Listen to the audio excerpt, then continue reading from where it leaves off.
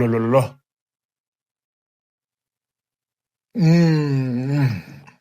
Salaamu alaikum warahmatullahi wabarakatuh. Hordoftoota suuraa hundi keessan bakkuma jirtanitti nageenya rabbi isin bira haa jiraatu. Isin jalaa badan jira guys.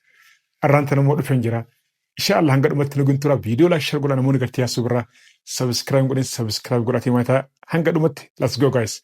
Akkuma beektan gaa bara 2017 akka lakkoofsa Itoophiyaatti xumurra jirra jechuudha. Ammaan tana immoo bara 2018 bismillah jennee inshallah gartee bara milkii bara quufaa bara gartee ittiin waan gartee gaggaarii ittiin argannu nuufaa godhu yaati du'a godhaadha. Inshallah maaliif ooltee nagaan buluun waan guddaadha. Ji'a tokkorraa hanga ji'a tokko eeguun waan guddaadha.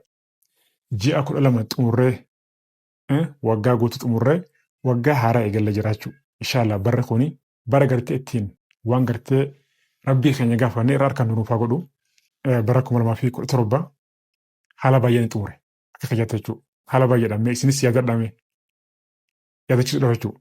Waan ulfaattu waan gartee mataa nama dhukkubsitu hedduun dabarse. Alhamdulillah. Waan gartee hin dabartu yoomtee jechuudha. Na dhukkubellee diifni na qabee mataan na dhukkubee garaan na dhukkubee bakka baay'ee na dhukkubees fayyi alhamdulillah. Maallaqallee nyaadhamee jira. 900 nyaadhamee namni ati maallaqa kana isa fidan jaa. Ni xiyyeebdaa qarshii 900 nyaadhamtee nan jojja kana jojja. Agartee sumuni nyaadhamne ati maallaqa isa fiddaa miskiina deemu nan jaan tokko.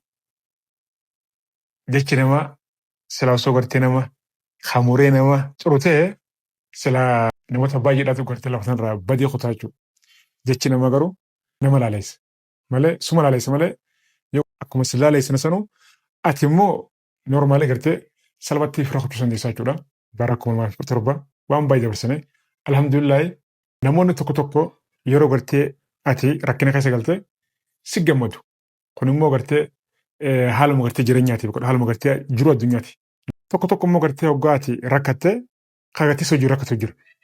Jireenya addunyaadhaa gartee waan baay'ee qabaa jechuumaaf malee gartee waan barateef miti.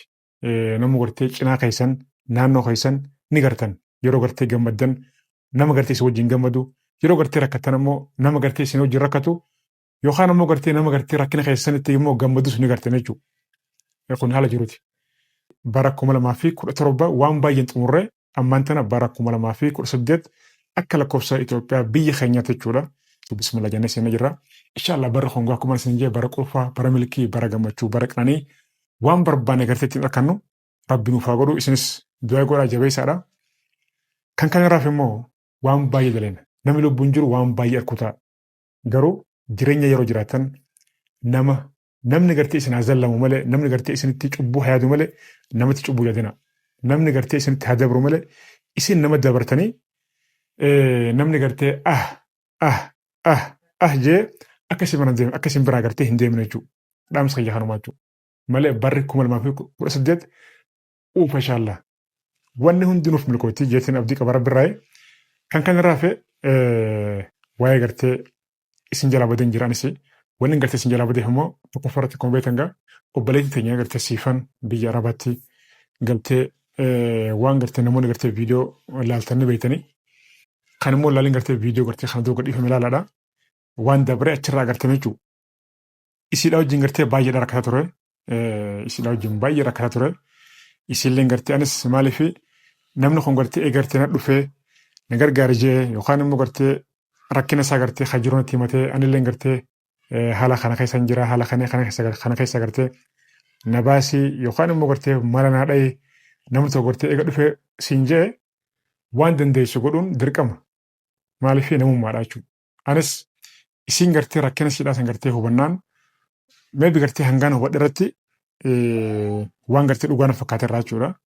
Anis isii gargaaruudhaaf yaalan ture bakka dalagaa yoo dalagattu iyyee dalagaa niin geessee waan baay'eedhaan godheef gama akka jette jechuudha. Garuu yeroo ammaan tana nama gargaaruun namaaf gartee tola ooluun miidhaa faa namarraan geessi. Miidhaa namarraan geessi.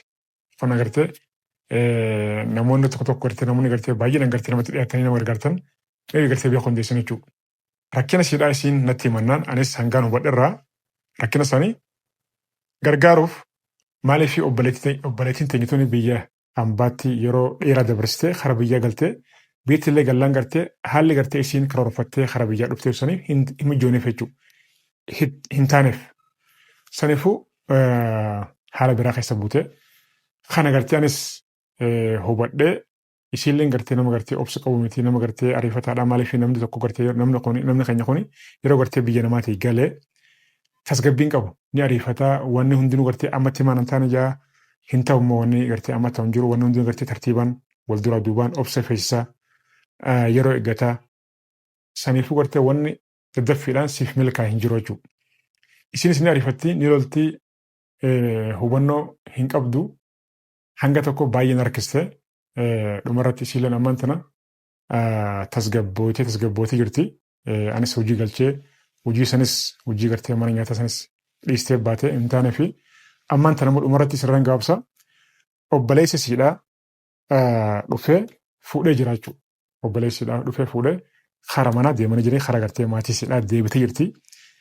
Maaliif anis maatuma kan kee bira siif wayyaa isaan wajjin gartee xiqqaatus guddatus isaan wajjin obsiiti guyyaan kun gartee guyyaan kuni ni dabra saniifuu isaan wajjin tasgabbaa'ee isaan wajjin jiraadhu yoo gartee dalagatellee achumatti gartee mana shaayii wayii yookaan immoo gartee dalagaa wayii achumatti naannoo gartee maatii kee bira sanitti baniiti obboleessa kee wajjin dalagijee isaan lachuutu gartee gorsee viidiyoolee waraabame jechuudha. Maaliif anis viidiyoo waraabuun feene obboleessa kee wajjin gartee dalagaa eegalijee obboleessallee gartee gorsee akka gartee innillee gartee isii tanarraa gartee xiqqishoo gartee akkasiin hin bareene akka gartee karaa qabsiisu maaliif inni waan hundaa waan beekocha akka inni gartee karaa qabsiisu akka inni gartee isii tasgabbeessu akka godhu isallee gorsee wajjin hanga gartee mana isaaniitti deemnee waa hundaa gartee haasofne manatti galcheen jiraachuu. Siifan amma karaa mana maatii siidhaa deebitee jirti. Kana booda ishaalaanis tasgabbaa'eetiin hojii tiyya of fudhaan isin jaa. Maaliif ani jalqaballee gartee wanni gartee mana kiyya hin fiduu sin geessu wanni jeef hamtu haminyaaf miti. Maaliif ani mana kana keessa gartee kophaan galaa. Namni dhiirtii gartee kophaa galtuugaa hin ta'u. Shamara gartee mana fiduu hin ta'u. Dongora baay'ee uumama. Anis malaanii jechuudha. Isilleen gartee haminyaadhaaf miti. Tolumaaf isilleen gaaroma yaaddeetu malee haminyaaf miti. Amma ani mana kiyya torbaanitti yeroo 2 yeroo 3 dalayduun dhuftee waa hundi gartee na sirreessitee tolchitee ni deemte jechuudha. Normaal rakkoon qabu garuu hasiifanii na sodaachise. Yookaan immoo gartee ergama biraa duubaan qabdi immoo namni kuni maalee waan jedhamu gartee na sodaachise jechuudha. Hundaafuu gartee hordoftoonni fayyalleen gartee hedduun keessan gartee hedduu gartee rakkattanii aboon biyyoota gartee mana kan geessanii ifirraa fageessi ifirraa maal godhii waan baay'eedha jettanii maaliif hundi keessanuu gartee armaaf yaddaniiti. Yeroo ammaan tana gartee shirri baay'een gartee kan xaxamu shamar duubaani. Shamaraa fi ijoollee fa'a duubaan nama xaxamaa jiraachuu yeroo ammaan tana. Siyaasaan addunyaan gartee jiramte jirti. Siyaasaan dhuunfaalleen akka dhuunfattillee namni wal miidhuun gartee karaa garaagaraatiin jijjiiramee jiraachuudha. Manguddoo keessaan namni man tana face to face akkanatti fuulletti wal dha'uu dhiisa jira. Akkana bakka indirect akkanatti karaa gartee naannootiin karaa naannawaatiin jechuudha. Dudduubbeedhaan dhufee xaqsi godha. Rabbi nu baasu. Hundaafuu magaalatti waa'een siifan akkanatti goolabnee jiraachuudha. Isiillee rabbiin bakka jirtutti gartee nagatti haa ta'u biyyaanillee gartee rabbiin wal barsiisu. Kana booda gartee du'aa godhaa fi yoo gartee wanni haroonii gartee gamasiitiin jiraate isinin beeksisa. Inni biraa immoo waa'ee gartee obboleessa kiyya gartee Sayyidootii fi Sumayyaa wal qabatee waan hedduu gartee keessaan oofaa jirra. Keessaan umra turre jechuudha. Garuu waa'een isaanii kunis baay'ee ulfaataadha. Akkuma gartan gaa Sayyidoon ammallee waan biraa eegala jira. Sayyidoon waan biraa eegala jira. Ani waa'ee isaa kana kalee eega gartee ganamaatii hanga sa'aatii zuuriitti hanga sa'aatii gartee laaqanaatti jechuudha. osuma gartee wajjin aboo wanni kun sirrii miti wanni kun akkana wanni kun akkana ta'uu qaba wanni kun akkas osoo jennuti sa'aatii 40 jechuudha ganama sa'aatii 2 osoo ta'e wajjin teenyu. Waa'een seedoodhaa gartee ammallee karaa biraa deemaa jirti. Namichi naman dhaga'u amma osoo gartee ana viidiyoo kanaasaa jiru yeroo sadii dawwalaa jira. Yeroo sadii dawwalaa jechuudha. Waa'een isaa gartee baay'ee ulfaataa jira. Taanii akkuma ta'e taanis kuttee amma immoo waan biraa eegala jira. Haadha ilmaanii tan immoo deebisii khalas deebisii ni gaha manatti galchi obboleessu. Tana booda gartee sirraa waan godhuu qabdu hundaa'u si harka jirti. Mana deebisii. Sumayyaa akkuma gootee godhiitii mana deebisii khalas. Shommaanni gartee si harka jira. Jeeni ani jala mureetti himan jiraachuu jala muree khalas. Qaxxee ahmar janiin. Sarra diimaa kanneen fitti himan jiraachuu.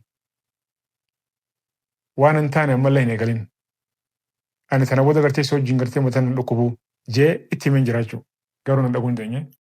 Na dhagaan jiru ammallee. Wanni jiru kana inshallah hoggaa dubbiin jabaatte ani maaliin godha beektanii hoggaa dubbiin jabaatte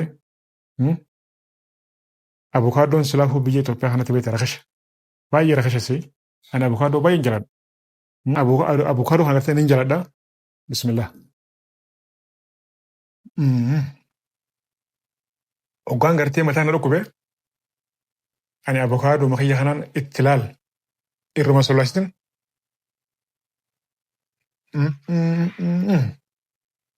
Lolo. Akka hoggaa mataan dhukkube abukaadoo nyaadhan.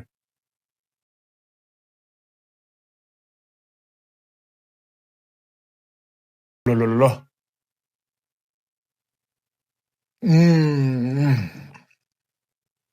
Yeah, guys.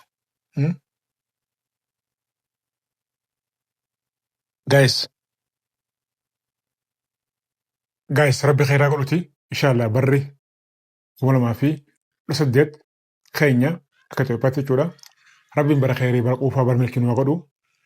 Tajaabaattillee rabbiin gartee nu laaffisu. Fagaattillee rabbiin nu dheessu. Inshallah. Nagaan abtura viidiyoo laayik share godha. Namoonni hangaan gartee ani abukaadoo nyaadhutti ilaaltan abukaadoo ni jaalatan moo hin jaalatan komentii barreessa. I love you guys. Nagaan abtura aboo hima chaachuu guys. I love you guys. Adaaman deemu garuu hin beekne kiyyaan kun dawwalaa jira.